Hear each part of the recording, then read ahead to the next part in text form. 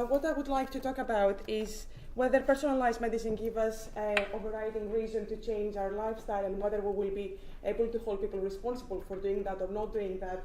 And this is something that we can use in resource allocation type of decisions. And I haven't heard a lot of people today, a lot of health economists talking about this today, so maybe this is something that health economists have already decided about, but it's definitely out there as an argument. And if you heard like David Cameron a couple of days ago, he was talking about encouraging, like his vision of trying to encourage people to take more responsibility about their health outcomes, and especially talking to people with obesity problems and drug and drinking problems. And he was saying that if people would not make everything possible and take all the resources available to them to change their lifestyle choices, then they might face cuts or reduction in the benefits that they receive from the state. And we can take that principle and extend it to making decisions in healthcare and resource allocation in healthcare. And last summer, when Simon Stevens was talking about his vision for the NHS, he was talking about how new technologies will help the NHS move forward. And one of the things that he was thinking that will be quite important in this new vision of the NHS is that patients will take control of their health and hence greater responsibility for their health as well. And personalised medicine is the vehicle to achieve that new vision of the NHS. And what I mean by personalised medicine, I'll refer back to Leah's talk, is this idea that we can use genetic testing and genome sequencing and population-level genomic information to provide some kind of personal health risk profiling for an individual. Know that there are different ways that we can understand personalised medicine, and a different type of test, diagnostic or risk profiling type of test, but this is what I'm referring to when I talk about that.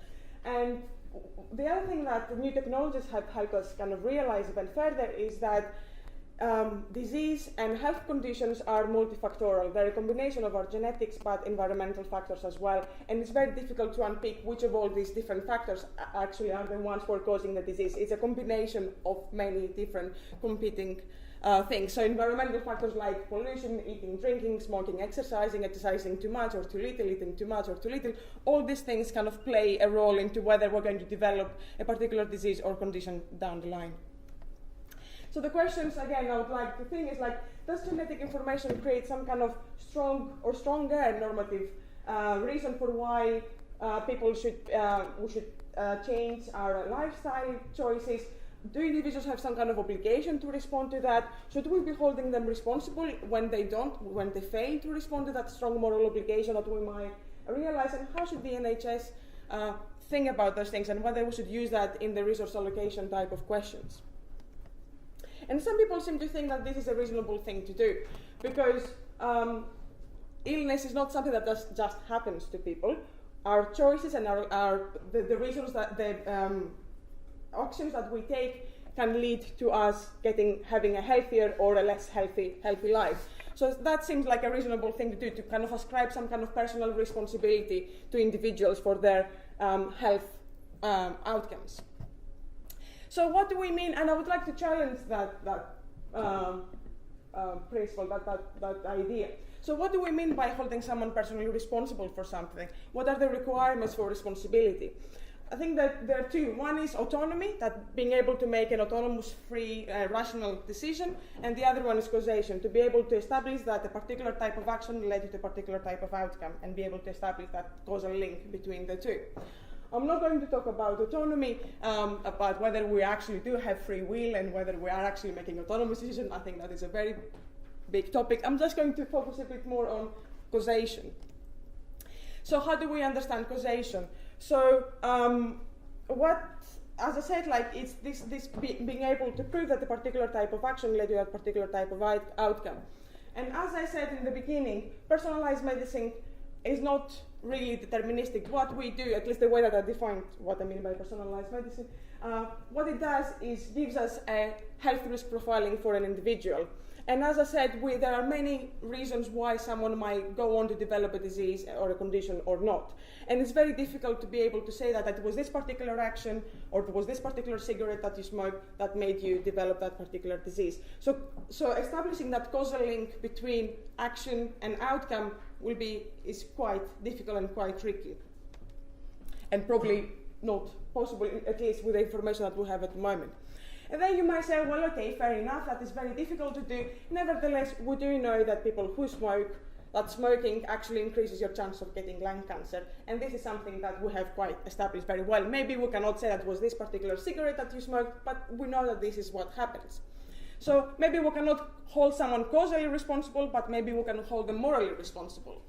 So what do we mean by moral responsibility? Is that we think that someone would deserve praise or blame, reward or punishment for acting or failing to act in accordance to their moral obligations. And you might think that we have a moral obligation to remain healthy. We have a moral obligation to ourselves, to our families and friends, to the society as a whole, to do the best we can to remain healthy. So let me kind of use an example here. So let's think that there is this woman who goes to the doctor and gets a genetic test, and the genetic test reveals that she has a high risk of developing some kind of respiratory condition. And let's assume that this woman lives in a very big city, kind of a very high air pollution, and maybe she even works in a factory that there is a lot of dust around that will make her condition might exacerbate her getting that condition. And the doctor says, well, what I would recommend you do in at this stage is move to the countryside where the air is much cleaner and nicer, and maybe find a different job, because this is really will make have an adverse effect on your health. And the woman goes back home and she thinks about what the doctor says, and she looks at her circumstances as well, and let's assume that this woman also has a couple of kids that rely on her bringing that income back home so they can go to school and develop in life.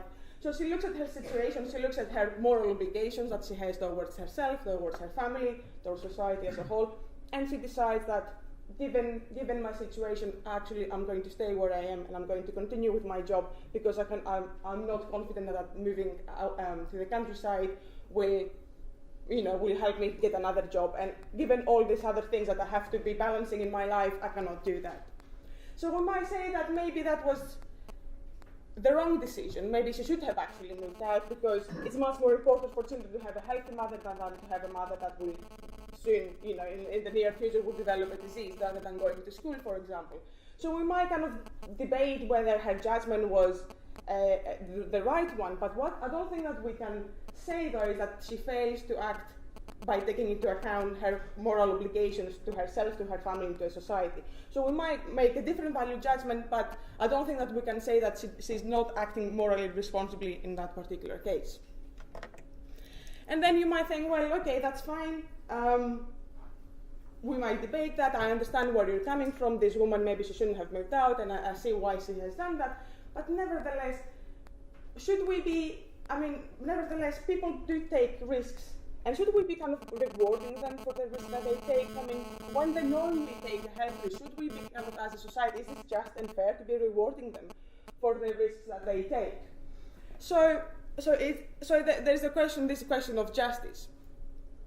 And I would say that in that particular case, when someone, like in relation to the question of justice, when someone develops a disease because of the choices that they have been already punished for the decisions that they have already made. So the disease is a form of punishment. We can think about that for them. So punishing them again by withholding or denying them access to particular type of health care is a double punishment for the same offense. And as John Harris points out, the two fundamental principles of natural justice is that no one is contemned and hurt, that goes back to your previous example as well, and no one is a judge on their own case. So I would say that even on the basis of justice, it will not be fair to withhold or deny access to particular type of healthcare interventions or resources to people who have already developed a disease, even if that was because they decided to take a particular type of risk in their lives. And then just a final point, that if we value living in a liberal society and we value people being able to make their own autonomous choices, then the principle of freedom as well says that we should allow them to make these choices. And punishing people for not conforming to a certain type of behavior without hearing why that was the reason curtails their freedom, undermines their autonomy. So if we want to maintain freedom within a liberal society system, then this is something that we would like to do, not to basically punish people for their lifestyle choices. So my conclusions very quickly is that personalized medicine is a new diagnostic tool that reveals individual genetic risk. No direct causation can be safely drawn between lifestyle choices and health outcomes. A prudent and autonomous individual should make decisions regarding their health, taking into account all available information and their own particular circumstances and decisions. And justice and respect for individual autonomy and freedom dictates that the NHS, in that particular case, like any state-funded healthcare system, should not punish people for their ill health, but provide healthcare to all equally and fairly. Thank you very much.